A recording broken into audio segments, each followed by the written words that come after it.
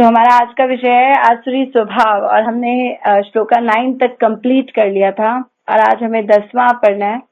हम प्रयास करेंगे कि हम इसको पूरा डिस्कस कर पाए क्योंकि इसमें बहुत डिटेल्ड प्रभुपाद का तात्पर्य है, तो कोशिश करेंगे अच्छे से कर पाए। ठीक है, तो समय ना लगाते हुए हम पढ़ रहे थे आसुरी स्वभाव के लोगों का आचरण कैसा होता है और उनको कहाँ लेकर जाता है ना। तो आज 10वें श्लोक में भगवान बोलते हैं कि ये किसके आश्रय में रहकर ऐसा कार्य करते हैं, है ना। तो वहां से शुरू हो रहा है, काम आश्रित्य दुष्पूरम। काम आश्रित्य मतलब काम के आश्रय में, काम मतलब इच्छाएं, है ना। काम मतलब जिसकी बहुत सारी डिजायर्स, कामनाएं हैं, तो काम के आश्रय में दुष्पूरम। देखो दुष्पूरम मतलब भगवान ने गीता के 3रे अध्याय में भी इसका वर्णन किया, अभी फिर से 16वें अध्याय में बोल रहे हैं। दुष्पूरम मतलब दुष्पुरेण अनलेन च। दुष्पूरम मतलब कि जो कभी भी पूरा नहीं होगा, अतृप्त। तो इच्छाएं ऐसी होती है जो कभी खत्म नहीं होगी, कभी नहीं। ये इंद्रियां आपको कहेंगी कि अभी आपने मेरी बहुत सेवा कर दी, अभी बस करो, है ना, आप थोड़ा रेस्ट कर लो। ये इंद्रियां ऐसी नहीं है। इंद्रियां ऐसी है जो हमेशा डिमांडिंग रहती है ना। भक्ति रसामृत सिंधु में रूप गोस्वामी बोलते हैं, कामादिना कतिधा कतिधा पालिति दुर्निशी तेषाम जातु मई न करुणा, है ना। ये काम ऐसा है कि इसकी मैंने जितनी भी सेवा की, कतिधा कतिधा, है ना, कभी भी इसने मुझे थैंक यू नहीं बोला कि आप बहुत कर चुके हो, आपने सारा जीवन मुझे दिया, अभी आप बस करो, ऐसा कभी नहीं कहता। जातु मई न करुणा, इसको मुझ पे दया नहीं आती कि मैं इतना कुछ करते जा रहा हूँ, है ना। न तृप्ति मिलती है, न उपशांति, न शांति मिलती है, न मुझे कभी इसको त्यागने की इच्छा भी जागी, है ना। ऐसा रूप गोस्वामी बोल रहे हैं कि ऐसा काम एक जाल में आपको फंसा देता है कि एक के बाद एक इच्छा कनेक्टेड रहती है ना। जैसे मैंने डिजायर की मुझे पायलट बनना है, तो मैं पूरी जी जान लगे पढ़ाई करूंगी, मेहनत करूंगी, फिर पायलट बन के मैं ये करूंगी, है ना, मुझे वो वाली कंट्री में जाना है, फिर उसके बाद उस कंट्री में जाकर दूसरी वाली गाड़ी लेनी है। कुछ ना कुछ इच्छा उससे कनेक्टेड घूमती रहेगी, है ना। ऐसा नहीं है कि वहां पहुंचकर पायलट बन के कोई पायलट बनकर कहेगा बस अब और मेरी सारी इच्छाएं समाप्त हो गई। कुछ और इच्छा, परिवार की इच्छाएं, है ना। कल महाराज की बुक पढ़ रही थी तो उसमें बड़ा सुंदर महाराज लिख रहे थे ब्लिस एंड बियॉन्ड में कि एक व्यक्ति की खुद की इच्छा होती है, फिर वो उस इच्छाओं को पूरी करता है, साथ साथ उसके परिवार की, बच्चों की, उनकी इच्छाएं होती हैं। और इतना नहीं तो लोग पेट कुत्ता पालते हैं, उसकी भी इच्छाएं पूरी करते हैं, उसको भी बाहर जाना है ना, उसको बाहर घूमना है, उसको ये खाना है, उसको बाहर पार्क में जाना है, तो उनकी भी इच्छाएं जानवरों की भी पूरी करते हैं। तो ये सब इच्छाएं मिलके एक जीव करता करता उसकी भी इच्छा उसमें सम्मिलित हो जाती है, तो कामनाएं बढ़ती रहती हैं। काम अगर पूरा होता है तो क्या देता है आपको, और लोभ देता है, और पूरा नहीं होता तो क्रोध देता है ना। गीता में भगवान 3रे अध्याय में इसी को ले रहे हैं, काम एष क्रोध एष रजोगुण समुद्भव। रजोगुण से ही उत्पन्न हुआ है ये काम। कैसे आया इस जगत में, प्रभुपाद तात्पर्य में बताते हैं, कृष्ण का प्रेम जीव के हृदय में था जब वो आया, है ना। दूषित आत्मा दूषित नहीं होती कभी भी, बिल्कुल स्वच्छ निर्मल। लेकिन पानी में जिस रंग को डाल दो पानी उस रंग का दिख रहा है, पानी कलरलेस है ना। लाल रंग डाल दोगे तो लाल दिखेगा, पीला डाल दोगे तो पीला दिखेगा, जो रंग घोल दोगे। तो जो कृष्ण का प्रेम था वो शुद्ध था, लेकिन जैसे ही उसमें रजोगुण मिला, क्योंकि संसार में 3 गुण है, सतोगुण तमोगुण रजोगुण। रजोगुण मिलते ही ये जो कृष्ण का प्रेम था ये काम बन गया, कन्वर्ट हो गया, है ना। जैसे दूध में खट्टा डाला तो दही बन गई, ऐसे ही कृष्ण के प्रेम में रजोगुण मिला तो काम बन गया। काम मतलब पहले तो कृष्ण की इच्छा थी, भगवान की इच्छा पूरी कर रहे थे, तो उसको प्रेम कहते हैं। आत्मी इंद्रिय प्रीति वांछा तार बलि काम, अपनी इंद्रियों को तृप्त करना उसको बोलते हैं काम। और कृष्ण इंद्रिय प्रीति वांछा धारे प्रेम नाम, और कृष्ण की इंद्रियों को तृप्त करना, भगवान के लिए शुद्ध सेवा का भाव रखना, उसको कहते हैं प्रेम। तो वो प्रेम था और इस जगत में जैसे ही आया तो वो काम बन गया, मेरे लिए सब कुछ, मेरे लिए, मुझे मिलना चाहिए, है ना। तो सब कुछ मेरे लिए, मेरे अराउंड सेंटर हो गया, सेंटर से कृष्णा निकल गए।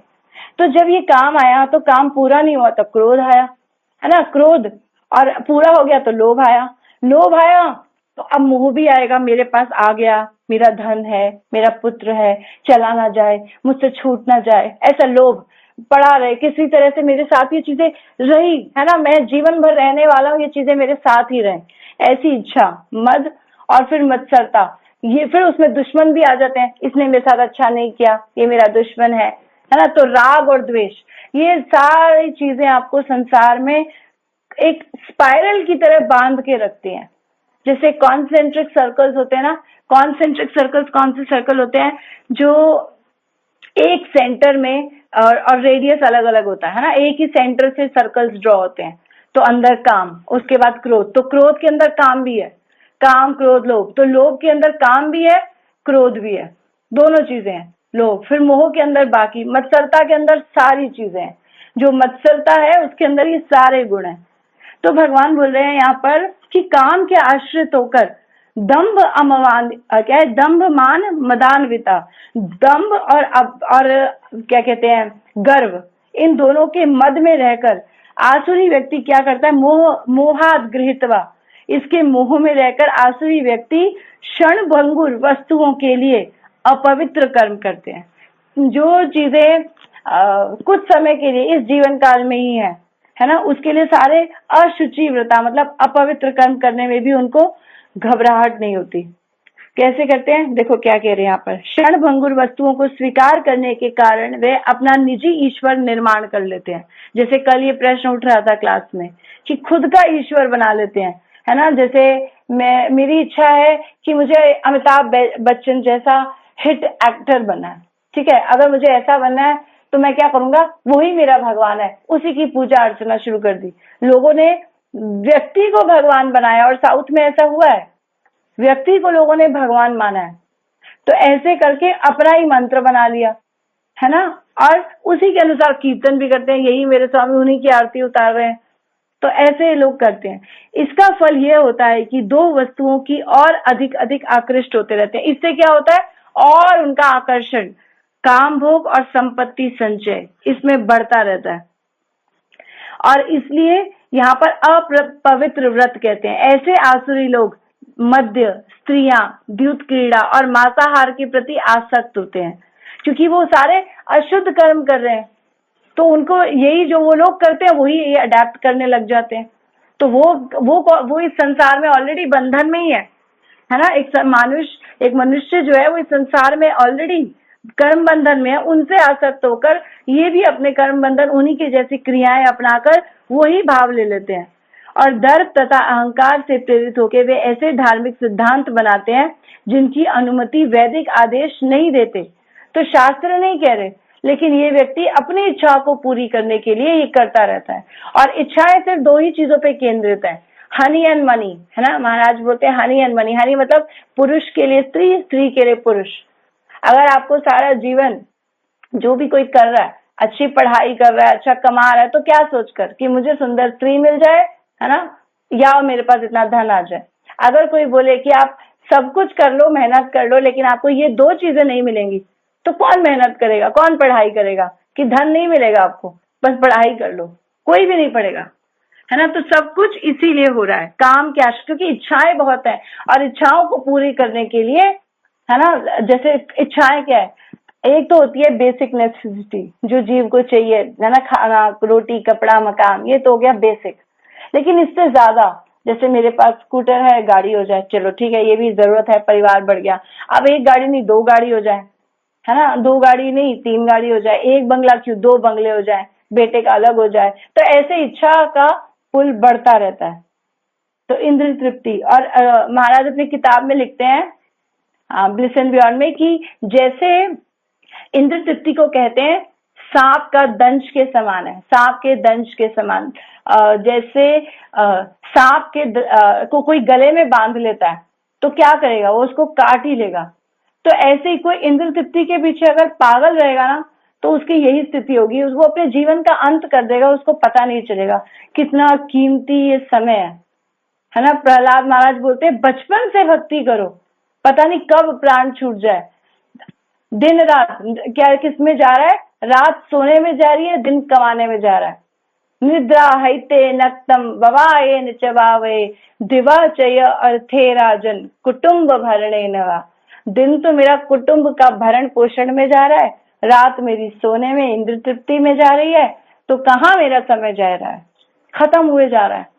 तो दिन रात दो चूहे जैसे एक पेड़ को काटते हैं, है ना। बड़ा सुंदर भागवतम एग्जाम्पल देती है कि एक पेड़ है और उसको दो चूहे काट रहे हैं, तो एक चूहा काला एक चूहा सफेद। काला चूहा है रात, सफेद चूहा है दिन। वो दोनों उस पेड़ की टहनी को काट रहे हैं।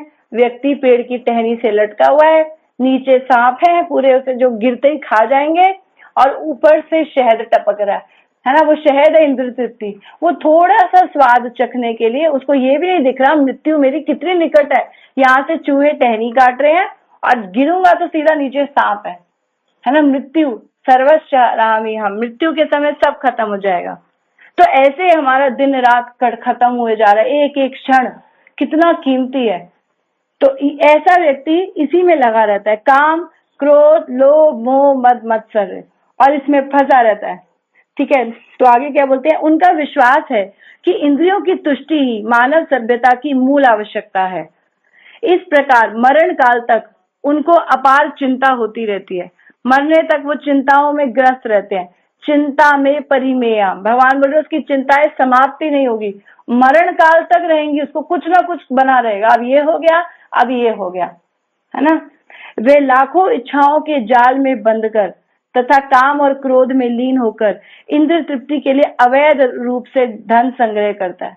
क्योंकि इंद्र तृप्ति उसके अंदर इतनी है, मुझे ये चाहिए मुझे वो चाहिए, कि उसको करना ही पड़ता है ना। तो गलत तरीके से भी वो धन कमाने चाहता है।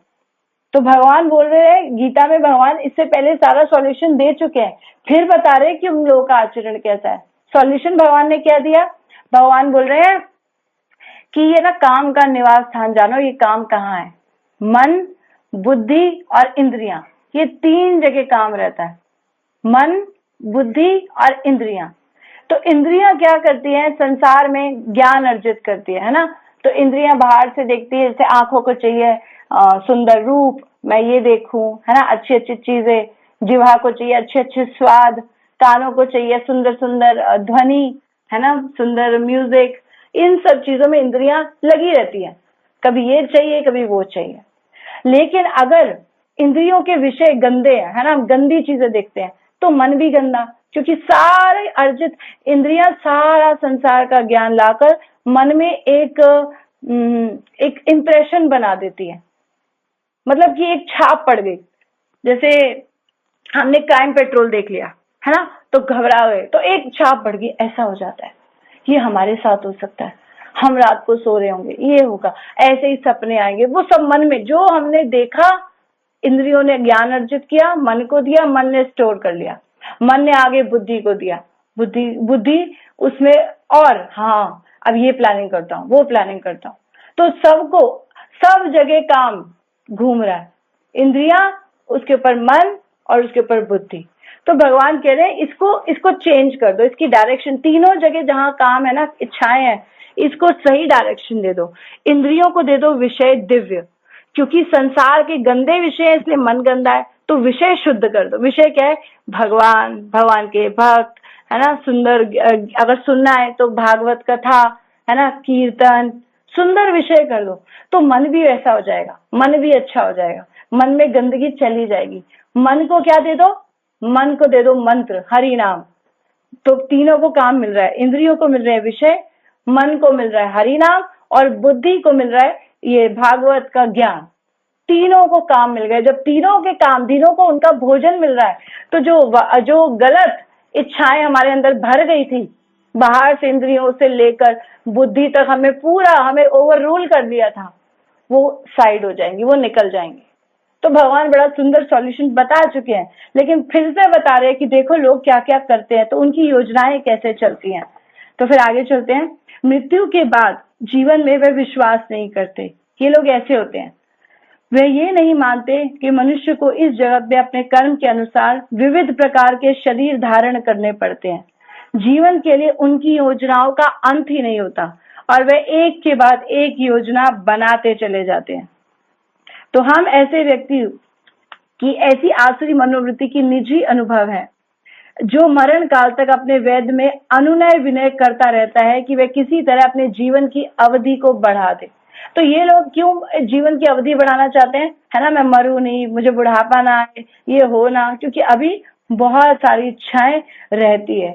लेकिन भगवान बोल रहे हैं अगर आगे बढ़ना चाहते हो तो पहले एज श्योर एज डेथ, ये बात समझ जाओ, मृत्यु क्या है, बिल्कुल 100% सत्य है, जो होकर रहेगा। उसके लिए आपकी क्या प्लानिंग है? हम यहाँ से 1 हफ्ता टूर करने बाहर जाते हैं, है ना, जगन्नाथपुरी जाते हैं, तो कितनी प्लानिंग करते हैं, ये लेके जाना है, वो वाला कपड़ा लेना है, वहां गर्मी है, सर्दी के कपड़े की जरूरत नहीं, मुझे तेल चाहिए, मुझे वहां टूथब्रश चाहिए होगा, बहुत सारी मेरी चीजें हैं, मेरे बच्चे ये खाते हैं, मैं वो पैक कर लूं, है ना, वहां ठंड होगी तो शॉल काम आ सकती है, रात को हवाएं चल, कितनी प्लानिंग कर लेते हैं। लेकिन मरना है, उसकी प्लानिंग कौन कर रहा है? तब क्या होगा, उसके बाद क्या, कहाँ जाना है, उसकी क्या तैयारी है? तो बोल रहे जब मृत्यु का बुलावा आता है तो मनुष्य की इच्छा पर ध्यान नहीं दिया जाता। तब नहीं पूछा जाएगा भैया आपने क्या किया, आपकी इच्छा बची है कोई? प्रकृति के नियम किसी को निश्चित अवधि के आगे क्षण भर भी भोग करने की अनुमति प्रदान नहीं करेंगे। अगर मृत्यु आ गई तो भोग आपका वहीं स्टॉप, फुल स्टॉप, है ना? तो ऐसे लोग गलत पाप कर्म करते रहते हैं, उनको कुछ फर्क नहीं पड़ता, वो सोच ही नहीं रहे फ्यूचर का क्या होगा, वो ये नहीं देख रहे भीतर परमात्मा बैठे हैं, है ना, सब नोट डाउन हो रहा है, साक्षी है, 10 दिशाएं, सब नोट डाउन हो रहा है, मेरा हिसाब किया जाएगा। कोई इसकी ऐसी प्लानिंग नहीं है।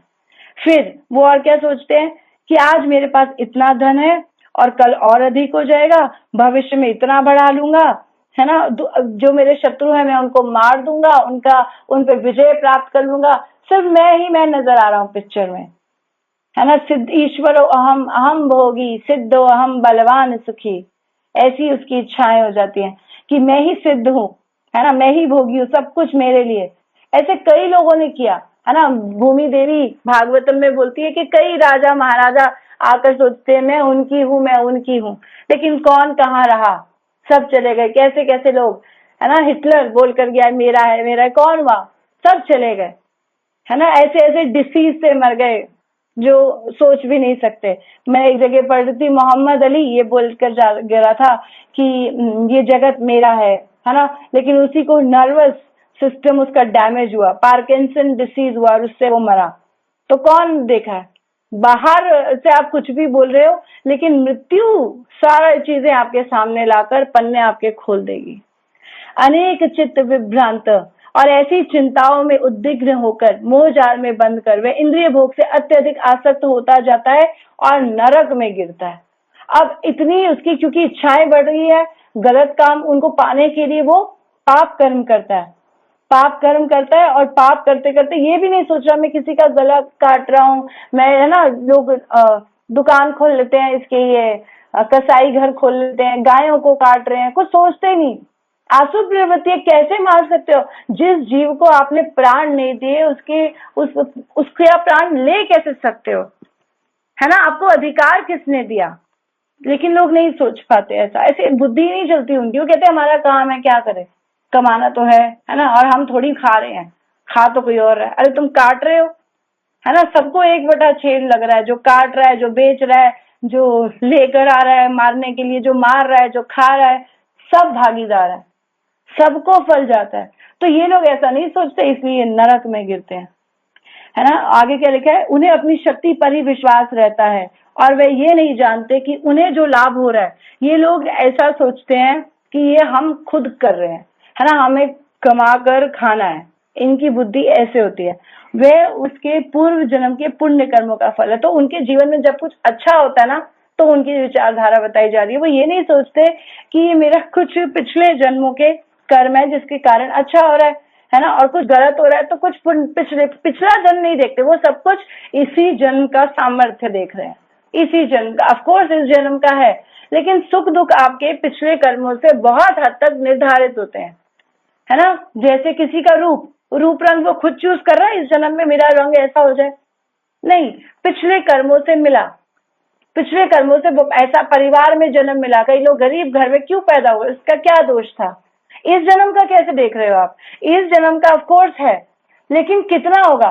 कुछ चीजें बहुत सारी पेरेंट्स चूज नहीं किए, रूप रंग चूज नहीं किया, फैमिली चूज नहीं की, है ना, और एटमॉस्फेयर चूज नहीं किया, बहुत चीजें चूज नहीं की, लेकिन मिल गई। तो इस जन्म में भी अगर आप जो सामर्थ्य कर रहे हो वो अच्छा है। जैसे आप, प्रभु जी कई बार एग्जाम्पल देते हैं, आप लाख रुपया कमा रहे हो, ठीक है, आप अपना मेहनत करोगे, आप 4 लाख कमा लोगे, बिल्कुल कमा लोगे, लेकिन सुख दुख आपके निर्धारित है। सुख दुख निर्धारित का मतलब है कि आपको अगर 1 लाख का सुख मिलना था ना, तो सुख 1 लाख का ही मिलेगा। 4 लाख होने पर भी वो 3 लाख आपका हवा में उड़ जाएगा। कोई कोर्ट कचहरी के चक्कर में फंस गया, किसी को डिवोर्स में इतनी एलुमनी देनी पड़ गई, किसी को क्या ना, काले कोट वाले, सफेद कोट वाले, और क्या बोलते हैं, ब्राउन, भूरे कोट वाले, यही सारे पैसा ले जाते हैं। काले कोट वाले वकील, सफेद कोट वाले डॉक्टर, और भूरे कोट वाले पुलिस, या कोई घूस, इन सबको देना पड़ता है। कहीं ना कहीं से आपका पैसा निकल जाएगा। तो ये लोग ऐसा नहीं सोचते, इसलिए पाप करते रहते हैं, अपना पिछला अगला कुछ नहीं सोचते। जो कुछ करना है अभी करना है, अभी कमाना है, अभी खाना है, ऐसी बुद्धि में रहते हुए कर्मों के नियम को साइड कर देते हैं, समझते ही नहीं है। और फिर उनके सामने जो उनका आता है, ये मेरा शत्रु है, इसने मेरे साथ गलत किया, इससे मैं बदला लूंगा। अरे इसने क्या गलत किया, तुम्हारे हो सकता है कृष्णा उसको बढ़ा रहे, उसके पिछले जन्मों का कर्म है, इसीलिए उसको अच्छा मिल रहा है तुमसे। वो तुमने उसको जबरदस्ती, जो भी तुम्हारा प्रतिद्वंदी बना वो तुम्हारा दुश्मन हो गया, है ना। तो उसके पीछे जो है ना, वो कृष्णा की योजना है, उसको देना है, इसीलिए उसको मिल रहा है। आपको नहीं देना है, इसलिए आपको नहीं मिल रहा है ना। तो हम दुश्मन बना लेते हैं और दोस्त बना लेते हैं, ये अच्छा ये मेरा दोस्त है, ये गंदा ये मेरा दुश्मन है। तो ऐसे उनकी बुद्धि होती है। फिर आगे क्या बोल रहे हैं कि वो लोग क्या करते हैं, खुद के ईश्वर निर्माण कर लेते हैं, और फिर कहते हैं कि हम ही ईश्वर हैं, हम अपना व्यक्ति अपना बाहुबल से सब कुछ कर रहा है, तो वो ही कंट्रोलर है। तो लोग वो उनको बोलते हैं कि तुम और अन्यत्र कहीं ईश्वर क्यों ढूंढ रहे हो, है ना। प्रभुपाद सारा ही परपट में लिख रहे हैं कि तुम बाहर क्यों ढूंढ रहे हो, तुम खुद ईश्वर हो, तुम चाहे जो कर सकते हो। भगवान पे विश्वास मत करो, भगवान नहीं है ना। व्यक्ति भगवान, तू भगवान, मैं भगवान, और एक दिन शरीर छूट गया तो मर गए भगवान। ये उनकी फिलॉसफी है।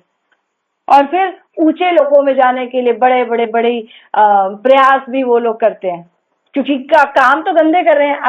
अब ऊंचे लोकों में जाने के लिए प्लान क्या करते हैं, हम ना ऐसे करेंगे, यज्ञ कर देंगे तो हम चले जाएंगे। तो पहले गलत कर्म किए, अब यज्ञ कर लेंगे, लेकिन इससे कुछ नहीं होगा, है ना। रावण ने भी ऐसा प्लानिंग करी कि मैं स्वर्ग तक की सीढ़ी बनाऊंगा, कोई नहीं जा सकता ऐसे।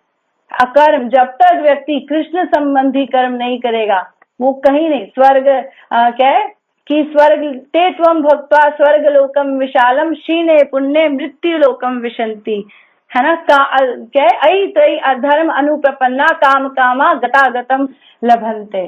तो आते जाते उनकी इच्छाओं को पूरी करते हुए कभी स्वर्ग में जाता है व्यक्ति, कभी पाप करता है तो नरक में जाता है, ऊपर नीचे घूमता रहता है, और स्वर्ग भोग कर वापस नीचे आना पड़ता है ना। गोलोक का रास्ता यहाँ नहीं है। गोलोक के लिए आपको कृष्णा की सेवा करनी पड़ेगी, जो संसार से आपके बंधन काटे वो कार्य करने पड़ेंगे, है ना। योगी कर्म कुर्वन्ति, भगवान गीता में बता रहे 5वें अध्याय में कि असली सन्यासी, असली योगी कौन है, यो न द्वेष्टि न कांक्षति, जिसके अंदर द्वेष नहीं है, जिसके अंदर इच्छाएं नहीं है फालतू की। और ये काम से भरे हुए व्यक्ति ये कहाँ से जाएंगे।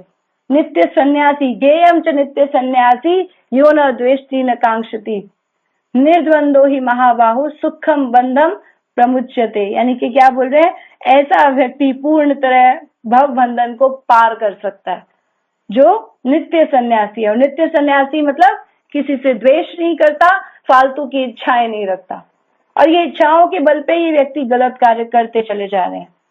आगे क्या आ रहा है कि अपने को श्रेष्ठ मानकर तथा सदैव घमंड में रहने वाले, संपत्ति तथा मिथ्या प्रतिष्ठा से मोहग्रस्त लोग किसी विधि विधान का पालन न करते हुए कभी नाम मात्र के लिए बड़े ही गर्व से यज्ञ करते हैं। तो ऐसे लोग कभी कभी बड़े बड़े यज्ञ कर लेंगे, है ना, दूसरी दुनिया को दिखाने के लिए कि देखो हम भी भगवान को मानते हैं, देवताओं की पूजा करते हैं, है ना, या खुद के ईश्वर बना देते हैं कि ये भगवान है, बाबा भगवान, बापू भगवान बना देते हैं लोग ऐसे, है ना, बढ़ा चढ़ाकर दिखाते हैं ये बाबा बड़े ध्यानी हैं, बड़े ज्ञानी हैं, बड़े सिद्ध हैं, ये ऐसे चीजें निकाल देते हैं, आपकी सारी मनोकामनाएं पूर्ण होगी। बड़ी बड़ी सभाएं लगती हैं, आप देखोगे टीवी में भी दिखाते हैं, अब तो बड़ी बड़ी सभाएं लग रही है, बाबा ने सॉल्यूशन दे दिया, भैया आप ऐसे करो, तुम्हारी की ये प्रॉब्लम है, प्रॉब्लम तुम्हारे घर में जो जूते है ना वही है, उन जूतों को घर से बाहर निकालो और नए जूते ले आओ। ऐसा अजीब सॉल्यूशन दे देंगे। अच्छा उन जूतों की वजह से, जूतों में क्या है, जूतों में संसार की मैल भरी है, वो मेरे घर के अंदर मैल भर रही है, चलो जी नया सॉल्यूशन आ गया। ऐसे ऐसे सॉल्यूशंस दे देते हैं, बड़े बड़े यज्ञ करते हैं और लोगों के सामने बन जाता है कि भैया बड़े चढ़े सिद्ध बाबा हैं, लेकिन सब अधर्म करते हैं, है ना। वे सन्यासी का वेश धारण कर लेते हैं और उस वेश में सभी प्रकार का अधर्म करते हैं। तो यज्ञ करते हैं मतलब झुक, भगवान के आगे एक झुका नहीं जा रहा उनसे, अंदर से सब जानते हैं लेकिन विनम्रता नहीं है ना। तो नहीं, क्योंकि थैंकफुल नहीं है ना कि सब कुछ कृष्णा ने अरेंज कर दिया, इतना नाम शोहरत भी भगवान ही दे रहे हैं तुम्हें। क्यों दे रहे हैं? कुछ पूर्व जन्मों के कारण मिल रहा है और इस जन्मों के कर्म के कारण आगे तुम्हारा सब छिनने वाला है। आगे फ्यूचर भगवान बता रहे हैं, उनका फ्यूचर क्या है देखते हैं। मिथ्या अहंकार, बल, दर्प, काम तथा क्रोध से मोहित होकर आसुरी व्यक्ति अपने शरीर में तथा अन्यों के शरीर में स्थित भगवान से ईर्ष्या और वास्तविक धर्म की निंदा करने लगते हैं। तो गलत धर्म प्रमोट कर रहे हैं तो असली धर्म की निंदा करने लग जाते हैं, है ना। एक ही चीज होगी, दोनों चीजें कैसे प्रमोट होगी, है ना। या तो धर्म प्रमोट होगा या अधर्म करेंगे, एक को प्रमोट करेंगे। तो ये अधर्म को कर रहे हैं तो धर्म की अपने आप ऑटोमेटिकली निंदा करनी पड़ेगी, है ना, क्योंकि उसके अगेंस्ट बोलना है। तो वो क्रिटिसाइज करते हैं भक्तों को, है ना, ये लोग ढोंगी हैं, ऐसे हैं। वह सोचता है कि कोई भी शक्ति, बल या संपत्ति से उसकी समता नहीं कर सकता, अतः वह चाहे जिस तरह कर्म करे उसे कोई नहीं रोक सकता, है ना। तो वो इन तरह से योजनाएं बनाते हैं। और फिर आगे क्या लिख रहे हैं, जो लोग ईर्ष्यालु तथा क्रूर और नरों में अधम है उन्हें मैं निरंतर विभिन्न आसुरी योनियों में भवसागर में डालता रहता हूँ। अब यहाँ भगवान बता रहे उनकी गति। अभी वो लोग सोच रहे हैं कि हमें बहुत कुछ मिल रहा है, लेकिन अंत उनका ये है, वो विभिन्न आसुरी योनियों में असुर बनना पड़ेगा उनको। और क्योंकि ये काम, क्रोध, लोभ, मोह, मद, मत्सर्य एक स्पाइरल बाइंडिंग की तरह है। स्पाइरल बाइंडिंग कैसे होती है? ऊपर से नीचे आ रही है और आपको नीचे की ओर धकेलती जा रही है, तो वो नीचे की योनियों में भगवान भेजते हैं। नराधम का मतलब क्या है? नराधम मतलब ऊंचे कुल में भी जन्म हो सकता है, लेकिन भगवान से द्वेष, भक्तों से द्वेष, है ना, कोई जो है भक्ति का अता पता भी नहीं है, तो ये है नराधम। क्रूर और ईर्ष्यालु लोग भगवान से भी ईर्ष्या करते हैं और निरंतर आसुरी योनियों में डालते हैं। अब वो बोलते हैं ये आसुरी योनियों में डालना भी भगवान की एक स्पेशल कृपा है। अब ये कैसी कृपा है? क्योंकि बोला तो जाता है भगवान तो सब पे कृपालु है ना, सब पे समान दृष्टि रखते हैं। तो समान दृष्टि में ये कैसी कृपा है कि असुर बना दिया? इसका उत्तर भगवान देते हैं कि असुरों को निम्नतर योनियों में रखना उनकी, ये प्रभुपाद लिख रहे हैं कि विशेष कृपा है। कभी कभी परमेश्वर असुरों का वध करते हैं, लेकिन ये वध भी उनके लिए कल्याणकारी होता है, क्योंकि वैदिक साहित्य से पता चलता है कि जिस किसी का वध परमेश्वर द्वारा होता है उसको मुक्ति मिलती है। जैसे हिरण्यकशिपु, है ना, खैर ये भगवान के ही पार्षद थे, लेकिन भागवत क्या हमको शिक्षा देना चाहती है इसके माध्यम से कि अगर आप गलत कर्म करना भी चाह रहे हो ना, तो इतने हद तक एक्सट्रीम करो कि असुर बनो और भगवान आपके लिए आपका उद्धार करने आए, या तो चुपचाप सीधे साधे दैवी गुणों वाले युक्त भक्त बनो। तो या तो भक्त बनो तो भगवान मिलेंगे, असुर बनो तो भगवान मिलेंगे। ये जो बीच में लटके हुए ना, आधे देव आधे असुर, इनका काम नहीं होने वाला। तो या तो असुर टॉप क्लास बन जाओ या भक्त टॉप क्लास बन जाओ, है ना। तो ऐसे होना चाहिए। ये बता रहे हैं कि ये भी भगवान की कृपा है, कि महत कृपा। और इन लोगों का आश्रय क्या है? प्रभुपाद लिख रहे हैं अगर कोई असुर बन गया तो आश्रय क्या है? इनका आश्रय एक भक्त है। हिरण्यकशिपु के घर क्यों भगवान आए? क्योंकि वहां पे एक भक्त था, है ना, उनका अपना बेटा प्रहलाद। तो एक भक्त के आश्रय में अगर कोई संपर्क में किसी तरह से आ जाए तो उसका कल्याण निश्चित है, चाहे वो असुरी क्यों ना। महत कृपा वीना कौन कर्मे भक्ति नय, कृष्ण भक्ति दूरे रहू संसार नाहिशय। महान भक्तों की अगर आप पे कृपा नहीं हुई तो आपको भक्ति कैसे मिलेगी, है ना। महत कृपा बिना कौन कर्मे भक्ति नहीं, किसी के कर्मों से भक्ति नहीं मिलती, महान भक्तों की कृपा से भक्ति मिलती है। और कृष्ण भक्ति दूरे रहो, भक्ति तो दूर रही, संसार नाहिश है, उनका संसार भी खत्म नहीं होगा, वो फंसे रहेंगे इस माया जाल में, है ना, क्योंकि बीच में लटके हुए हैं। भक्त आ जाते हैं तो फिर कृष्णा को आना पड़ता है ना। अब इंटरवीन कर दिया भक्तों ने भगवान से, कृपालु नित्यानंद कृपालु भगवान आप प्लीज कृपा कीजिए, है ना। कितना वो जो जगाई मदाई थे, मार रहे हैं उनको, हाथ उठा रहे हैं, इतना जोर से चोट लगाई है। और क्या बोला कि महाप्रभु ने बोला मैं मार दूंगा। नित्यानंद कहते हैं नहीं नहीं भगवान, आपका अवतार इसलिए नहीं हुआ, आप क्षमा कीजिए। तो भक्त असुरों को, है ना, वो बीच में इंटरवीन करते हैं, फिर क्या बोलते हैं फाइनली, एक शर्त पे क्षमा करूंगा अगर नित्यानंद क्षमा कर दे।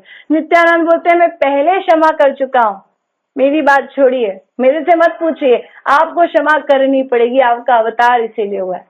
तो भक्त जो है ना वो कृष्णा का हृदय बदल लेते हैं, गुरु कृष्णा का हृदय सॉफ्ट कर देते हैं। आप प्लीज, राधा रानी, भगवान के धाम का ये रूल है, वहां पे एंट्री कैसे होती है, राधा रानी बोलती है कृष्णा ये बहुत सुंदर भक्त है ना, आप प्लीज इसकी सेवा को कंसिडर कीजिए, मैंने ज्यादा काम नहीं किया है। वो भक्त बोलते हैं मैंने ज्यादा नहीं किया, सखियां बहुत हेल्प कर रही हैं। सखियां बोलती हैं हमने ज्यादा काम नहीं किया, मंजरियां कर रही है ना। सब आगे आगे ट्रांसफर करते हैं, तो इंटरवीन करते हैं, है ना, सीनियर। तो ऐसे ही गुरु वैष्णव असुरों को इन पे दया रखते हैं। जो बाहर, कल एक लड़की मुझसे प्रश्न पूछ रही थी, मुझे बाहर लोगों को आगे बढ़ता देखकर बहुत कई बार द्वेष होता है, वो क्यों बढ़ रहे हैं, है ना, हम तो भक्ति कर रहे हैं, हमारे साथ क्यों नहीं हो रहा।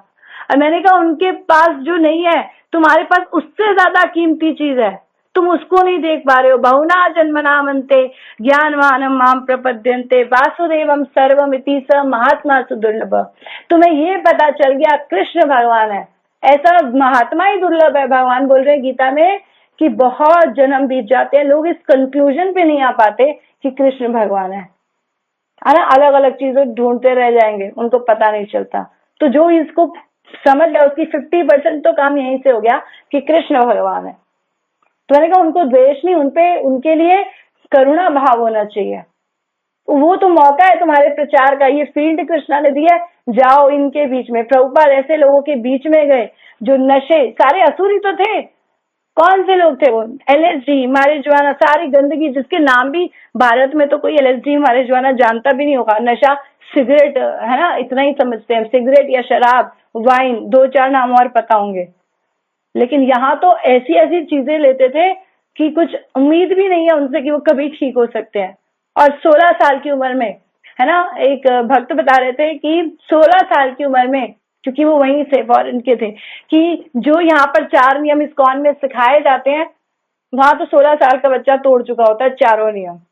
उस कंट्री से निकलकर कोई भक्ति कर पा रहा है, तो ये महान भक्तों की कृपा ही तो है, प्रभुपाद का आश्रय तो है जिसके कारण बच रहा है संसार, है ना। तो भक्त को बोलते हैं रोप ऑफ होप, है ना, हमारे लिए वही है कि वही प्रभुपाद ने कैसे सेवाएं करी, है ना, क्या ज्ञान तो ज्यादा समझ नहीं आया, गिर गए, विनम्रता कितनी है उनकी। ऐसे लोगों के लिए बर्तन धो रहे हैं उनके जूठे, है ना, उनके लिए प्रसाद बना रहे हैं, फिर बर्तन धो रहे हैं, सफाई कर रहे हैं, उनके बीच में रह रहे हैं। नशेड़ियों, सीढ़ियों से उतरते थे तो रास्ते में नशेड़ी पड़े होते थे, उनके ऊपर से कूद काद के जाते थे रोज, फिर ऊपर क्लास करते थे, फिर उसमें नशेड़ी आगे बैठते थे, वो क्या सीखेंगे।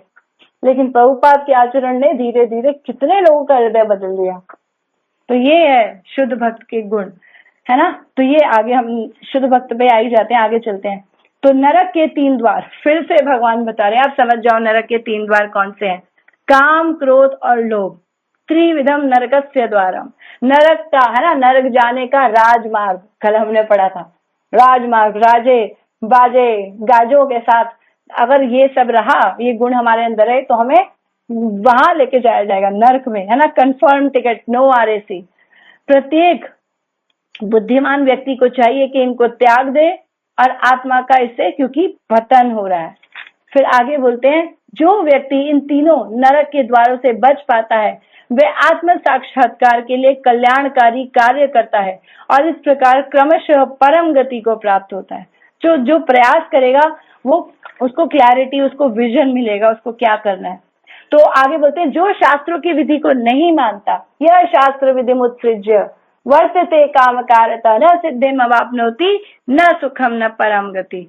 तो ऐसे लोगों को सिद्धि, जो लोग शास्त्रों की विधि को नहीं मानते और अपने मनमाने ढंग से कार्य करते हैं, जैसे हमने देखा, अपने मन से बना लिया मंत्र, अपने मन से बना लिया परंपरा, अपने मन से बना ली गुरु, कुछ भी अपने मन से कर लिया, शास्त्रों की विधि को नहीं देखा, तो ना उनको सिद्धि मिलेगी, न सिद्धिम अवापनोति न सुखम न परम गति। न सुख, इस संसार में भी सुख नहीं, बाद में भी सुख नहीं, और परम गति, टॉप मोस्ट, भगवान भी उनको, जो मोक्ष की अवस्था, वो भी उनको कभी नहीं मिलेगी। वो बार बार आसुरी योनि में नीचे जन्म लेते रहेंगे। फाइनली भक्तों को इंटरवीन करना पड़ेगा। तो भक्ति है जो सबको बचा रहे हैं, खिला रहे हैं अभी भी, है ना। गीता में भगवान तीसरे अध्याय में बता चुके हैं, जो वर्षा होती है अन्नाद भवती भूतानि, अभी भी जो लोग हैं असुर लोग क्यों फल फूल रहे हैं, उनको ये भक्ति खिला रहे हैं। जो वो यज्ञ कर रहे हैं उसी से वर्षा हो रही है और उसी से सबको भोजन मिल रहा है। वर्षा से जमीन उपजाऊ हो रही है और वो सारा अन्न जो है उपार्जन कर रही है। तो सबको अन्न इसी वजह से मिल रहा है। अगर भक्त खत्म हो जाए तो संसार खत्म हो जाएगा। फिर आगे आगे कहाँ पे है, हाँ, तो लास्ट श्लोक पे हम आ गए।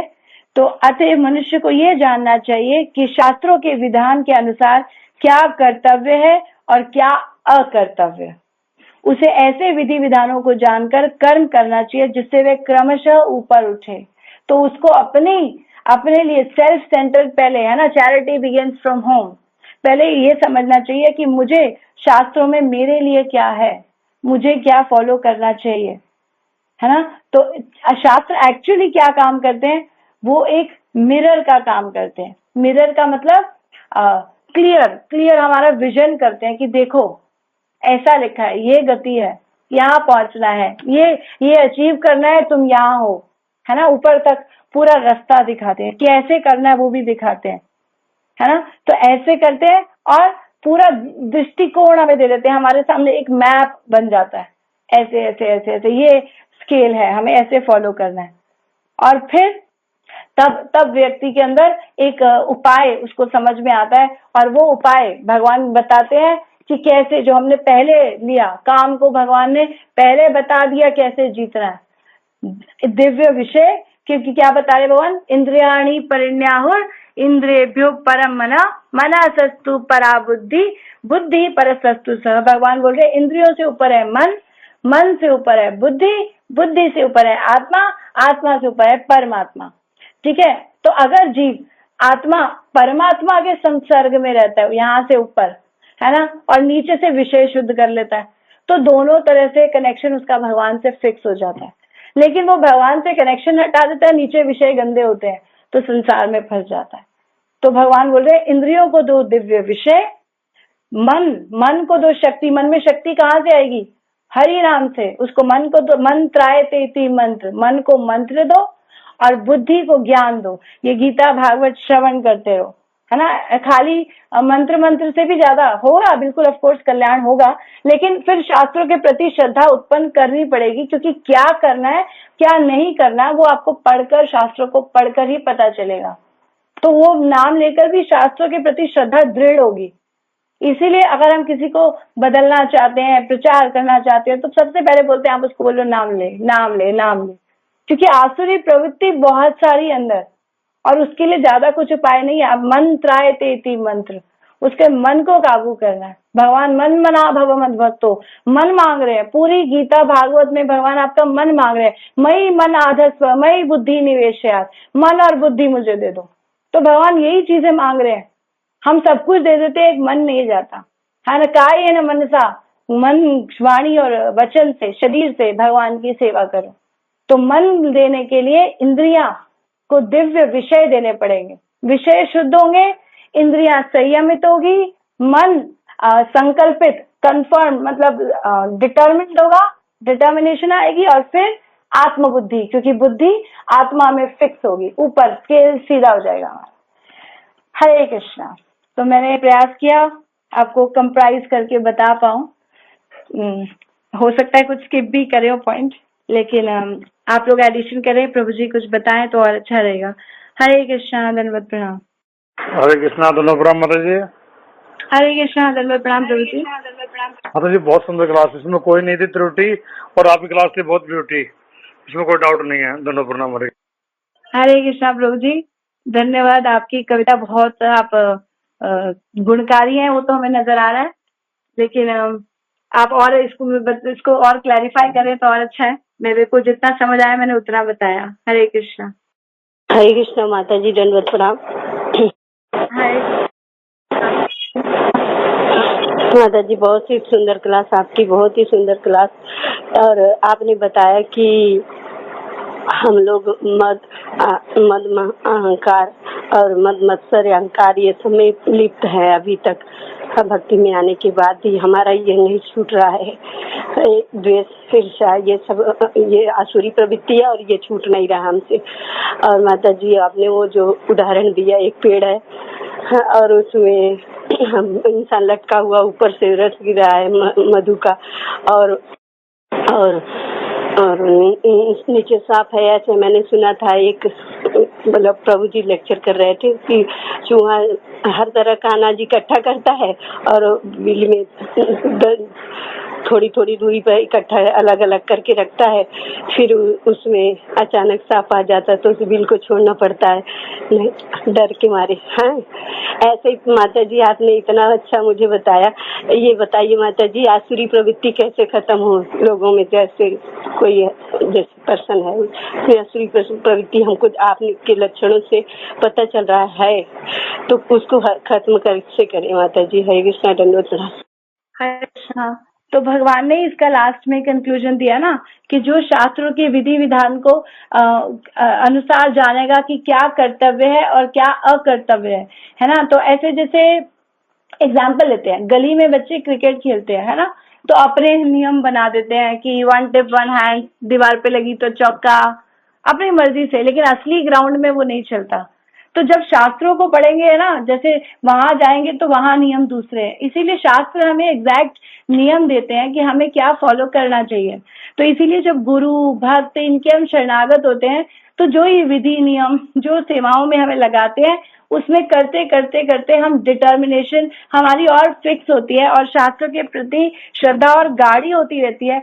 ये श्रद्धा ही तो गाढ़ी है, जो कल प्रभु जी बता रहे थे, ये श्रद्धा गाढ़ी होती है और फिर यही धीरे धीरे धीरे वास्तविक कृष्ण के प्रति प्रेम, है ना, आदो श्रद्धा तथा साधु संग तथा भजन क्रिया तथो अनर्थ निवृत्ति, ये धीरे धीरे सारा स्केल वही जा रहा है। आसक्ति भाव प्रेम, है ना, निष्ठा रुचि आसक्ति भाव प्रेम। तो ये प्रेम तक ये ऐसे ही जाएगी जब हम शास्त्रों में जितना हम थोड़ा थोड़ा सीख रहे हैं उसको थोड़ा थोड़ा फॉलो करने का प्रयास करता रहेंगे। जितना सीख रहे हैं उतना जीवन में उतारते रहेंगे तो उस पे पक्के होते रहेंगे, फिर धीरे धीरे हमारी श्रद्धा गाढ़ी होगी और ये हमें वास्तविक कृष्ण प्रेम दिलाएगी। बाकी प्रभु जी बताएं इस बारे में तो और अच्छा है। मुझे जो समझ में आया मैंने बताया। हरे कृष्णा। हरे कृष्णा। तो किसी का कोई प्रश्न है तो ले सकते हैं। I think Prabhu ji busy है कहीं। हरे कृष्णा। यहाँ पर चैट में एक प्रश्न है, ये ले लेते हैं। भावेश प्रभु पूछ रहे हैं कि एक इंसान को बहुत अच्छी समाज सेवा करता है लेकिन मंदिर नहीं जाता है, वो दूसरी तरफ यदि कोई भक्ति करता है लेकिन उससे पाप हो रहा है, तो इन दोनों में से कौन सही है? सबसे बड़ी बात तो यहाँ जो बोल रहे हैं कि एक इंसान जो बहुत अच्छी समाज सेवा करता है वो मंदिर नहीं जाता है। तो सबसे अच्छी समाज सेवा क्या है, पहले तो ये जानना चाहिए। समाज की सबसे अच्छी सेवा कर कौन सकता है? अगर आप समाज के लिए कर रहे हो कि आप कपड़ा दान दे रहे हो, आप पानी पिला रहे हो, प्याऊ खोल रहे हो, है ना, और जो भी आवश्यकताओं की चीजें दे रहे हो, तो आप तो कुछ ही समय तक दे पाओगे और कितना दे पाओगे, है ना, कुछ समय तक और कितना, थोड़ा बहुत ही कर पाओगे, या कलेक्शन कर लोगे लोगों से तो कितना कर पाओगे। लेकिन उनकी सबसे बड़ी, प्रभुपाद पर्पस में लिखते हैं गीता में कि समाज की सबसे बड़ी सेवा है अगर आप उनको कृष्ण का नाम, कृष्ण की भक्ति ये दे दो, तो सबसे बड़ी सेवा तो ये होगी। अगर वो मंदिर नहीं जा रहा है, मतलब शास्त्रों को नहीं जान रहा, भगवान को नहीं जान रहा, एक तो हो रहा है कि वो जा ही नहीं रहा मंदिर, या जा ही नहीं रहा मतलब कि वो खुद ही इस बारे में क्लैरिटी उसको नहीं है, तो वो सबसे अच्छी सेवा कर ही नहीं पाएगा। सबसे अच्छी सेवा है किसी को, जैसे एक बच्चा, कितनी बार हम एग्जाम्पल देते हैं कि कुंभ के मेले में है, खो गया है, माता पिता से बिछड़ गया, तो उसको हम चॉकलेट दे दें, उसको आइसक्रीम दे दें, उसको बलून्स दे दें, खिलौने दे दें, कुछ भी दे दें, या खिला दे भोजन, तो कितना उसकी सेवा कर पाएंगे। और वो कितनी देर तक खुश रहेगा, फिर रोएगा थोड़ी देर बाद, है ना, फिर भूख लगेगी। लेकिन उसको अगर हम उसके माता पिता से मिला दे तो उसको जो चाहिए वो सारी आवश्यकताएं उसकी पूरी करेंगे। तो सबसे अच्छा समाज सेवक वो है जो कृष्ण का प्रचार कर रहा है। तो भक्त सबसे सुंदर समाज की सेवा कर रहे हैं, है ना। जो जितना उस दिन अमोघ लीला प्रभु एक बता रहे थे लेक्चर में कि भक्त क्या काम करते हैं, दिमाग का जो हार्डवेयर जो बनाती है पूरी दुनिया, तो हमारा सॉफ्टवेयर जो ठीक रखते हैं ना, बुद्धि जो ठीक रखते हैं, मन जिसको ठीक रखते हैं, वो काम वो भक्त करते हैं। तो जितना भी जीडीपी आपको संसार में दिख रहा है, वो लग रहा है कि ये लोग कर रहे हैं, लेकिन वास्तविक में भक्त लोग कर रहे हैं, क्योंकि वो उनकी बुद्धि पे पूरा एनर्जी लगा रहे हैं, मन को ठीक कर रहे हैं। मंत्रायते इति मंत्र, तो मंदिर तो मन का इलाज दे रहा है ना, तो असली इलाज मन कर रहा है।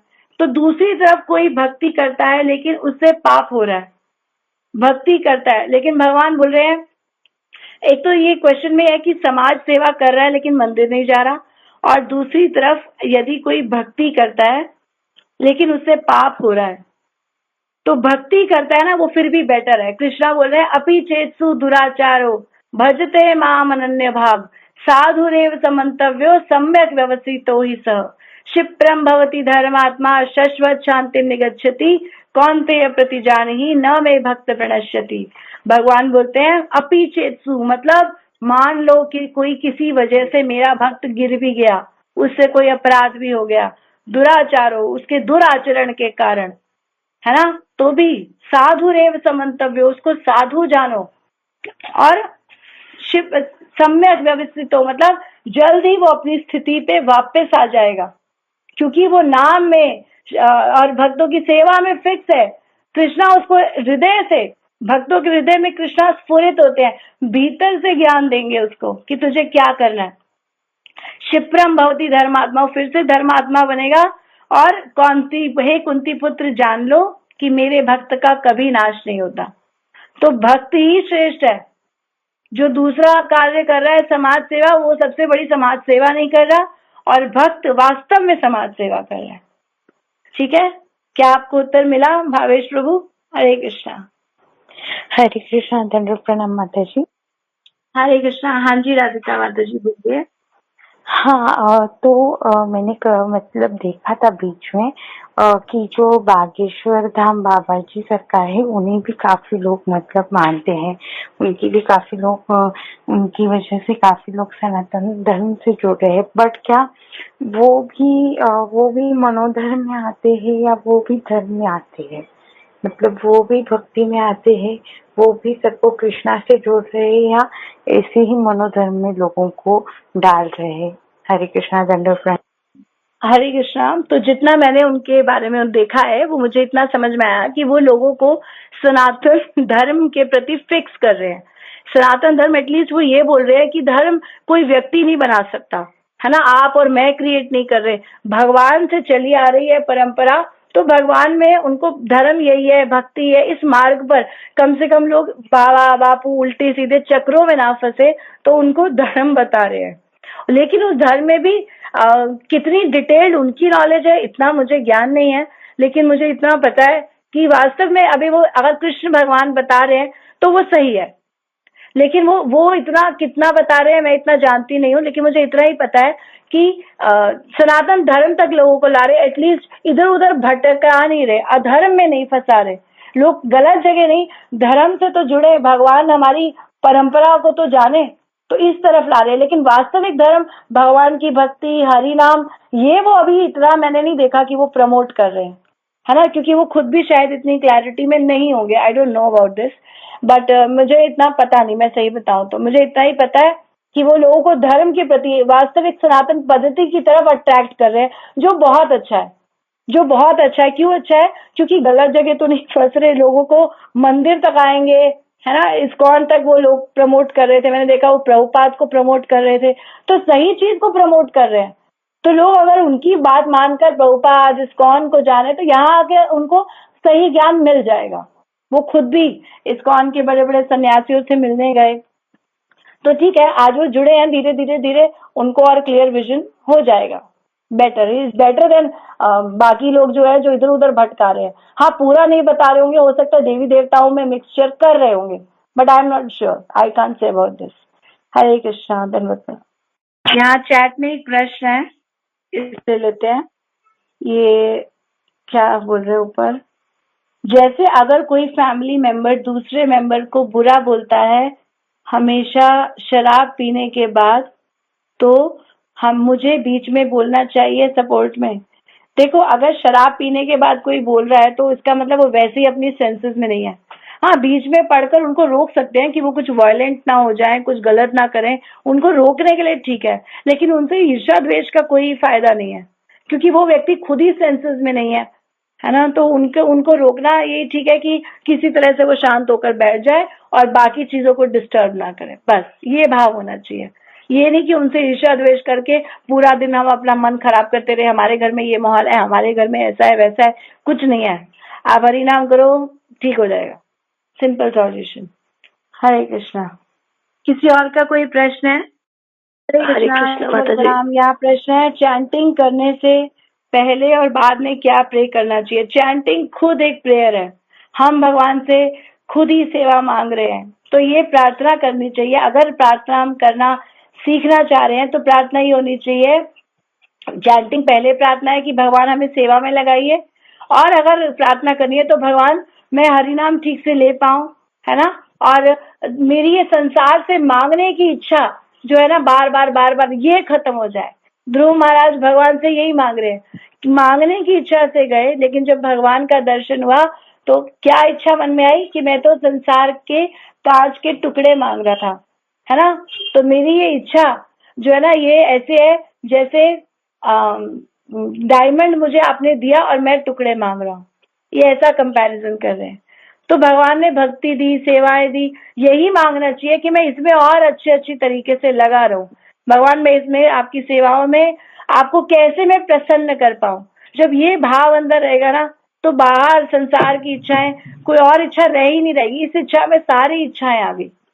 तो ये प्रार्थना होनी चाहिए कि हम आपकी सेवा में निरंतर लगे रहें, ठीक है ना। आपकी, आपके भक्तों की इस पद्धति में मैं क्या कर सकता हूँ, मेरा क्या रोल है, वो बताइए। ऐसी प्रार्थना करनी चाहिए। हरे कृष्णा। वर्षाली रानी माता जी बोल रही है, आपने कहा या तो टॉप क्लास असुर बन जाइए या टॉप क्लास डिवोटी। अब हम भक्ति करने लगे हैं तो ये तो पता लग गया कि असुर नहीं बनना चाहिए, लेकिन टॉप क्लास डिवोटी कैसे बने? टॉप क्लास डिवोटी ऐसे बनेंगे, टॉप क्लास डिवोटी की सेवा कर कर, जो जिन भक्तों के नीचे रहकर सेवा करते हैं, धीरे धीरे उनके जैसे गुण हमारे अंदर आने लगते हैं, है ना। तो इसीलिए अगर उनके गुण चाहिए तो उनके अंडर रह के सेवा करो, उनके अंडर रह के ज्यूरिसडिक्शन में रहकर।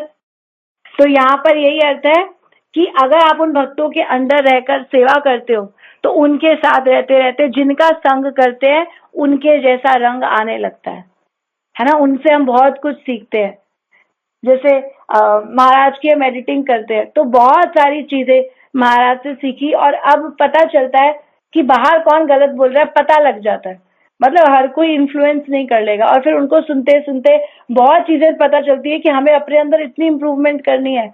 एक बार, दो बार, तीन बार, बार बार सुन के वो चीजें पक्की होने लगती है कि मुझे इस पे काम करना है, ठीक है ना। तो इसीलिए उनके साथ रहकर हमको सेवा करनी चाहिए।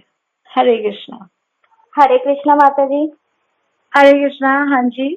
धन्यवाद प्रणाम। माता जी, मेरा एक क्वेश्चन था कि ये जैसे कई लोग होते हैं, मतलब हमेशा बस सबको परेशान ही करते रहते हैं, उनसे मतलब सब दुखी ही रहते हैं, कभी हर किसी का मन दुखाते रहते हैं। और कुछ लोग होते हैं जो इतने अच्छे होते हैं, अपनी जिम्मेदारियां भी निभा रहे होते हैं, पर वो टाइम से पहले ही चले जाते हैं दुनिया से। तो इस चीज को मतलब हम लोग तो समझ जाते हैं, पर जो नहीं होते डिवोटी, उन लोगों को समझाना थोड़ा मुश्किल रहता है। वो भी भगवान को दोष देते हैं कि भगवान अच्छे लोगों को जल्दी उठा लेता है। तो उन लोगों को हम क्या बोले माता जी? हरे कृष्णा, दंडवत प्रणाम। हरे कृष्णा, धन्यवाद प्रणाम। मैं प्रयास करती हूँ उत्तर देने का। भगवान जल्दी उठा लेते हैं। देखो, मरना तो सबको है, जल्दी या बाद में, है ना। पहले मरना कर कबूल, छठ जीवन की आस। अगर भक्ति कर रहे हो तो पहले ये बात सबसे पहले समझो कि एक दिन मरना है। आगे या पीछे से ज्यादा फर्क पड़ने वाला नहीं है। जितना समय कोई रह रहा है, उतने समय में वो उसने क्या किया, है ना। उस समय वो कितना लोगों के साथ संबंध, मैत्री भाव ये कर पाया, तो वो सुंदर भक्त है ना। सुंदर भक्त है अगर वो सेवा कर रहा है, सबके साथ अच्छा भाव रख रहा है, और अगर वो ऐसा कर रहा है, अच्छा व्यक्ति है, आगे उसको भगवान उसको और कहीं और जगह नियुक्त करना चाहते हैं, समय उसका आ गया, है ना। तो इसीलिए समय तो सबका निर्धारित है, लेकिन उतने समय में आपने जीवन कैसे जिया, ये ज्यादा इम्पोर्टेंट है। तो जल्दी या बाद का ज्यादा प्रश्न तो उठता नहीं है, लेकिन उस समय में रहकर उसने कितना समय भगवान के नाम को, भगवान की सेवाओं को दिया, तो वो व्यक्ति बहुत अधिक श्रेष्ठ है उस व्यक्ति से जो दूसरों को दुखी कर रहा है, चाहे वो जल्दी किया। इस संसार में परमानेंट रहने कौन वाला है, पहले ये बताओ। जल्दी या पीछे से का प्रश्न ही नहीं उठता, परमानेंट कौन रहने वाला है। भगवान आपको बता रहे हैं कि यहाँ पर जल्दी जल्दी इस बात को समझ जाओ, मनुष्य जन्म किस लिए मिला है, उस पर्पस को समझ जाओ। शरीर खलु धर्म साधन, ये शरीर धर्म को साधने के लिए मिला है ना। तो धर्म जानो कि सबसे बड़ा धर्म क्या है। स्व अनुष्ठित पुंसा विश्वासेनु कथा सूयत न उत्पादयते रतिम। धर्म क्या है, श्रम एव ही केवलम। कि धर्म, वास्तविक धर्म है कि आप अपने कार्यों में स्थित रहते हुए भगवान का भजन करें और भगवान की सेवाओं में रत रहे। तो ये वास्तविक धर्म कोई कर रहा है ना। लेकिन संसार के प्रति अगर वो कुछ कर भी रहा है और वास्तविक धर्म भक्ति नहीं कर रहा, तो वो उसका श्रम है भी केवल, वो उसका वेस्ट जा रहा है। तो वो अच्छे कर्म कर रहा है और लोगों की सेवाएं कर रहा है, फिर भी वो भगवान के पास, है ना, वापस जा रहा है। भगवान उसको शायद कहीं और नियुक्त करना चाहते हो, तो जल्दी से क्या है, वहां कभी कोई आगे कभी कोई पीछे, फर्क क्या पड़ता है। लेकिन सेवा में जीव रहे, मनुष्य जन्म का पर्पस वो हल कर पाए, ये इम्पोर्टेंट है। लंबा, है ना। तरवह किम न जीवंती, क्या श्लोक आता है भागवत का कि पेड़ हमसे ज्यादा नहीं जीते, तो क्या उनका जीवन बहुत यूजफुल हो गया, है ना। स्वस्थ किम न, क्या ऐसे श्लोक है कि लोहार की धोकनी क्या ज्यादा सांस नहीं लेती। लोहार जब मारता है तो टन टन से आवाज आती, तो लगता है सांस ले रही है। तो वो लंबी सांसें, वो लंबी आयु पेड़ की, क्या वो ज्यादा फायदेमंद है?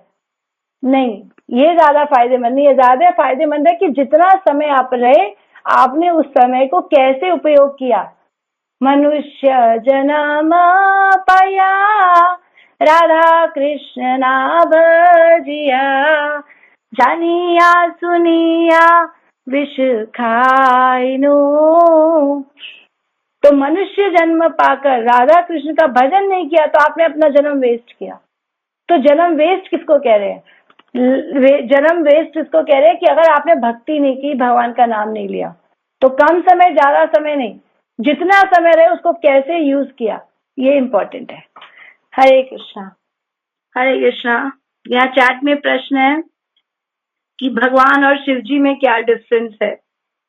तो भगवान के आगे आगे विस्तार में आते हैं शिव जी, बहुत नीचे अगर आप देखेंगे, कृष्णा में से बलराम, बलराम में से चतुर्व्यूह, उसमें से एक और चतुर्व्यूह, फिर कारणोदक्षाई, गर्भोदक्षाई, है ना। और ऐसे करके उसमें आगे जाके क्षीरोदक्षाई, और वहीं पर ब्रह्मा जो है यहीं पर, और उसके आगे शिव जी। तो ऐसे अलग अलग विस्तार है भगवान के। तो शिव जी जो है ना, उनका पर्पस क्या है कि वो भगवान के सारे डिफिकल्ट टास्क पूरे करते हैं। भगवान के जैसे दूध में से दही बनता है, क्षीरम दधि विकार विशेष योगा, दूध से दही बनता है लेकिन दही से वापस दूध नहीं बनता। ऐसे भगवान भगवान कृष्ण में से आगे आगे विस्तार में से तो शिव जी आ रहे हैं, है ना, लेकिन शिव जी से वापस कृष्णा प्रकट नहीं हो सकते, ये नहीं हो सकता। तो ये शिव जी जो आते हैं, इनके आने का कारण क्या है कि समुपेति कार्याद, उनके जितने भी डिफिकल्ट टास्क थे उसमें ये सपोर्ट करते हैं, लीलाओं में सपोर्ट करते हैं। जैसे वो हुआ समुद्र मंथन, तो विष निकला, विष कौन पिए, संसार खत्म हो जाएगा, तो शिव जी ने नीलकंठ बने और गले में धारण किया, है ना। ऐसे तो जितने भी डिफिकल्ट टास्क हुए वो ये कार्य करते हैं, तो ये लीला में सपोर्ट करते हैं। भगवान के भक्त कहेंगे, भगवान नहीं है। भगवान सृष्टि के मालिक केवल एक है, कृष्ण। भागवतम का पहला श्लोक, जन्म आदि यस्य अतरत, जन्म आदि संहार जिनसे होता है वो है कृष्णा। ठीक है, हरे कृष्णा, है ना। इसमें आगे और भी प्रश्न कोई है तो बताइए। हरे कृष्णा। हरे कृष्णा माता जी, दंडवत प्रणाम। हरे कृष्णा, दंडवत प्रणाम माता जी। क्लियर है ना आवाज मेरी? माता जी, ये जो हमारा मेरा दूषित जो मन होता है ना, ये कोई चीज को पकड़ लेता तो पकड़ लेता है। अब जैसे हमारा एनडीएस में चल रहा है इस वक्त, हिरण्याक्ष और हिरण्यकश्यप वाला सारा चल रहा है, तो उससे ये समझ में आ रहा है सिर्फ कि ये समझ में आ रहा है कि भगवान से शत्रु भाव जो कंस रखता है, क्योंकि वो रोटी भी खाता है तो उसे भगवान दिखते हैं, तो बस मन में आ गई। और राधा गोविंद महाराज जी अपने लेक्चर में कह रहे थे कि उसमें जितनी अनन्यता है ना, वो आप चाहकर भक्ति में नहीं कर पाते। क्योंकि देखिए, हम देख रहे हैं, सुन रहे हैं कि हिरण्यकश्यप पर उन्होंने मतलब 7 जन्म भक्त के नहीं मांगे, क्योंकि यहाँ भौतिक गुणों में आके पता नहीं भक्ति का कितनी अनन्यता रहती है। उन्होंने कहा जल्दी से 3 जन्म देके राक्षस बना के भगवान की शाप वापस कर। तो माता जी बुद्धि में ना ये बात घुस गई। आज आपने बिल्कुल एकदम मन की बात कह दी। या तो ऐसे राक्षस बन जाओ कि भगवान आपको मारने के लिए आ जाए, पर हम तो वो भी नहीं कर सकते ना, डर जाएगी, जल्दी से डरेंगे। जब मारने जरा सा अपने कर्मों का फल ही देखे, ये खाया पेट में दर्द हुआ, डर जाते हैं, भगवान याद आ जाते हैं। तो माता जी कैसे करे, हम तो शत्रु भी नहीं बन सकते है, किसी लायक नहीं है। हरे कृष्णा, तो सीधा प्रयास आपने उत्तर दे ही दिया। शत्रु नहीं बन सकते तो भगवान को सेवा करें, है ना, तो भक्त बने। भक्त बनने का प्रयास कर रहे हैं हम सब, ठीक है ना। तो लगे मार्ग पे, एक दिन अचीव करेंगे। हरे कृष्णा। हरे कृष्णा, इसका मैं आंसर देना चाहता हूँ। मेरी आवाज आ रही है? हरे कृष्णा, हाँ जी, आपकी आवाज आ रही है। देखो, भगवान के सभी अंश है ना, तो ये बात तो परफेक्टली ऑलराइट है कि सब भगवान के अंश है। तो भगवान के शत्रु तो हम वैसे ही बन जाएंगे, चाहे हम चाहे या ना चाहे। वो तो हमें क्या कहते हैं, डिफॉल्ट है कि अगर जो भगवान का भक्त नहीं है तो भगवान का शत्रु है। और भगवान अपना शत्रु भी, जो परम शत्रु जिसपे कृपा करते हैं, वो भी शत्रु कोई ऑर्डिनरी नहीं है, वो भी एक्चुअली भक्ति है। क्योंकि जय विजय भी शत्रु नहीं है वास्तव में, तो वो तो भक्त है। वो तो लीला को आगे बढ़ाने के लिए, लीला में समय लेने के लिए वो शत्रु बन रहे है, तो वो भी भक्ति। तो भगवान का शत्रु भक्त भी है। ऐसा नहीं है कि वो शत्रु है, वो भी भगवान का भक्त है, लेकिन लीला में ऐसे है। तो इस जगत में भगवान हमको रेकमेंड ही नहीं कर रहे तो मेरे शत्रु बनो, क्योंकि भगवान के परम शत्रु वही बन सकते हैं जो भगवान के परम भक्त है। ऑर्डिनरी व्यक्ति को भगवान अपना शत्रु भी नहीं बनाते, क्योंकि फायदा नहीं है, क्या शत्रुता करेगा कोई मुझसे। हम जो शत्रुता भगवान की लेकर बैठे हैं, वो हमारी शत्रुता हमारे भोगों के लिए है, बस इसलिए हम लोग भगवान के शत्रु है। भगवान का शत्रु भी बनना है तो एक उसकी क्वालिटी होनी चाहिए कि वो भी भक्त होना चाहिए। और लीला में तो इसलिए भक्ति तो आपको हर जगह पे चाहिए, इसलिए भगवान की भक्ति तो करनी पड़ेगी। तो लेकिन भगवान ने कलयुग के लोगों के लिए रेकमेंड ही नहीं किया तो मेरे शत्रु बनो। कलयुग के लोगों के लिए भगवान ने रेकमेंड किया तो मेरे भक्ति बनो। इसलिए भगवान ने पूरे शास्त्र लिखे, उसमें कहीं ये नहीं बोला कि मेरे भक्त बनो। हाँ, ये जरूर बताया कि मेरे कुछ शत्रु है जिनके साथ मैंने ऐसे किया। और वो शत्रु भी, अगर आप ज्यादा अंदर शास्त्र पढ़ोगे तो पता चलेगा वो शत्रु भी वास्तव में भक्ति थे। तो भगवान हमेशा हर एंगल से, चाहे शत्रुता हो, चाहे प्रेम, हर एंगल से ये दिखाते हैं कि मेरे भक्त बनो। क्या बोल रहे हैं भगवान चौथे अध्याय में अर्जुन को? अर्जुन, ये जो गीता का ज्ञान है ये ध्वस्त हो गया, ये क्या कहते हैं, सकाले नष्ट परंतप, है ना, ये काल में नष्ट हो गया। अब मैंने क्या किया अर्जुन, तेरे को नवीन परंपरा का मैंने पहला कैंडिडेट बनाया। मैं तेरे थ्रू इस ज्ञान को पूरे विश्व में फैलाना चाहता हूँ। और क्यों? क्योंकि तू मेरा भक्त है और मेरा मित्र है। तो भगवान ने यहाँ पे ज्ञान देने के लिए भी भक्त को चुना, और अपनी लीला करने के लिए, मारम पीटी करने के लिए तब भी भक्त को चुना, और सुंदर लीलाएं करने के लिए गोपियों को तब भी भक्त को चुना।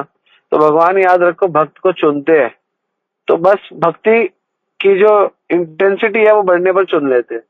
प्रचार करने के लिए प्रभुपाद जी को चुना, है ना, तो भगवान ही चुनते हैं सबको, यू डोंट वरी आप। लेकिन हमारे को रिकमेंडेशन नहीं है कि आप ऐसा करो, ठीक है ना। कई कंपनी में, हर कंपनी अपनी एक फर्म बनाती, एक फर्म बनती है, उस फर्म में सारी पोस्ट होती है, मालिक की पोस्ट नहीं होती। आप कंपनी में डायरेक्टर तक भी बन सकते हो, आप कंपनी में चेयरमैन को छोड़ के सब पोस्ट बन सकते हो, आप प्रेसिडेंट बन सकते हो, आप वाइस प्रेसिडेंट बन सकते हो। कंपनी में सारी पोस्ट आपके लिए अवेलेबल, लेकिन मालिक नहीं बनाएंगे भगवान, है ना। मालिक नहीं बना सकते आपको, सारी पोस्ट दे देंगे लेकिन मालिक नहीं बनाएंगे। तो सिमिलरली भगवान सारा कुछ दे देंगे, ठीक है ना, और अपने आप को नहीं देंगे, अपने आप को उसको ही देंगे जो भगवान का नन्हे भक्त है। हरे कृष्णा प्रभु जी, दंडवत प्रणाम। थैंक यू प्रभु जी, क्योंकि आप तो बार बार अलार्म करते रहते हैं। हमारी प्रॉब्लम यही है कि ईश्वर हम भोगी, हम वो कर ही रहे हैं, उसी से सुधरने की कोशिश करनी है। पर बस मन में एक भाव आ गया कि हे प्रभु, अगर आप ऐसे भक्त के रूप में बनाना नहीं चाहते तो ऐसे बना दो। हरे कृष्णा प्रभु जी, दंडवत प्रणाम। हरे कृष्णा। तो प्रभु जी ने सुंदर एडिशन करके बात को कंप्लीट किया। और कोई प्रश्न हम देख लेते हैं चैट में है या नहीं। भगवान विष्णु और भगवान कृष्ण एक ही है या दोनों में कोई भेद है? एक ही है। तो ये वो भगवान विष्णु जो है आगे विस्तार है, भगवान कृष्ण के एक्सपेंशन है ना। तो भगवान कृष्ण है और उनके आगे विस्तार है विष्णु। लेकिन जब इस जगत में आते हैं तो भगवान ने एक रूल बनाया है कि मैं क्षीरोदक्षाई विष्णु के थ्रू ही आऊंगा। तो भगवान ऐसा प्रतीत कराते हैं कि सारे अवतार जो है विष्णु के थ्रू आ रहे हैं, इसीलिए विष्णु श्रेष्ठ है। लेकिन विष्णु नहीं, कृष्णा श्रेष्ठ है। कृष्ण में से विष्णु आए और इस जगत में जब आना होता है तो विष्णु में से कृष्ण खुद को प्रकट करते हैं और हमें लगता है कि विष्णु श्रेष्ठ है ना। प्रभुपाद एग्जाम्पल से बताते थे कि जैसे प्लेन से आए, प्रभुपाद जी प्लेन से आए, तो कहते हैं, लोग बोलते हैं कि मैं प्लेन से आया, अमेरिका में प्लेन से आया। प्लेन से नहीं, मैं पहले इंडिया में था, इंडिया से प्लेन में चढ़ा, फिर प्लेन से आया। तो ऐसे ही पहले भगवान कृष्ण थे, लेकिन कृष्ण विष्णु में जाकर विष्णु के थ्रू अवतार लेते हैं। तो हमें लगता है कि विष्णु से कृष्ण आए, लेकिन कृष्ण से विष्णु आए। जब भगवान ने गीता में विराट रूप अर्जुन को दिखाया, तो विराट रूप कृष्ण में बोलता है कि अर्जुन बोलते हैं, भगवान मुझे अपना वो रूप दिखाइए। तो भगवान उनको विष्णु रूप पूरा अपना विराट रूप दिखाते हैं, वो डर जाता है। फिर कहते हैं मुझे वापस, है ना, विराट रूप, फिर चतुर्भुज रूप, फिर कहते हैं वापस अपने 2 हाथ वाले रूप में आ जाइए भगवान, वही रूप आपका सबसे सुंदर है। तो वापस, तो कृष्ण ने अपने में से विष्णु दिखाया, लेकिन विष्णु ने अपने में से कृष्ण कभी नहीं दिखाया। हरे कृष्णा। ठीक है, नेक्स्ट क्वेश्चन ले लेते हैं। भगवान की बहिरंगा शक्ति क्या है? भगवान की बहिरंगा शक्ति है जो माया शक्ति, जिसको हम कहते हैं दुर्गा, जो ये दुर्ग को, यानी कि भौतिक जगत की अधिष्ठात्री देवी है। मतलब कि इस भौतिक जगत की रूलर है। वो इस जगत में 3 ताप त्रिशूल से, उनका हथियार क्या है? त्रिशूल। तो 3 त्रिशूलों से कष्ट दे रही है और लोगों को ट्रेन कर रही है। जो ट्रेन नहीं हुए उनको सिखा रही है कि भक्ति करो, क्योंकि इस संसार में दुख ही दुख है।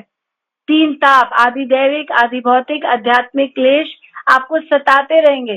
कभी सुनामी आ रहा है ना, कभी वॉल्केनो फट रहा है, कभी बाढ़ आ रही है, कभी सूखा पड़ रहा है, कुछ ना कुछ होता रहेगा। आदि दैविक, आदि भौतिक मतलब सामने वाले जीव, व्यक्ति, मेरे फैमिली मेंबर्स, मच्छर, कीड़े, चूहे, सब मुझे तंग कर रहे हैं। आदि दैविक, आदि भौतिक और आध्यात्मिक, मेरे मन से बहुत सारे क्लेश आ रहे हैं। तो भौतिक जगत में ये कंट्रोलर है बहिरंगा शक्ति दुर्गा देवी, कि ये लोगों को ही कष्ट मिलेगा तो वो भगवान का स्मरण करेंगे।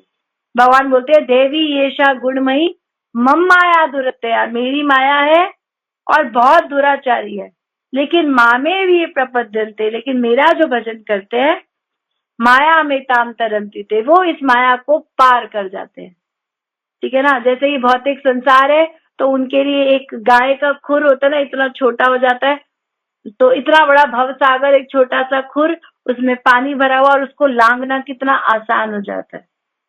ठीक है ना। तो ये भगवान बता रहे हैं कि ये बहिरंगा शक्ति ऐसे नहीं छोड़ेगी, भगवान की भक्ति करोगे तो यही सपोर्टिव हो जाएगी, यही योग माया का रोल करेगी और आपको हेल्प करेगी कि आप कृष्णा के और नजदीक जाओ। ठीक है। हरे कृष्णा। यहाँ ऊपर एक प्रश्न है माता जी का कि भगवान कौन से श्लोक में कहते हैं कि मंदिर जाना चाहिए।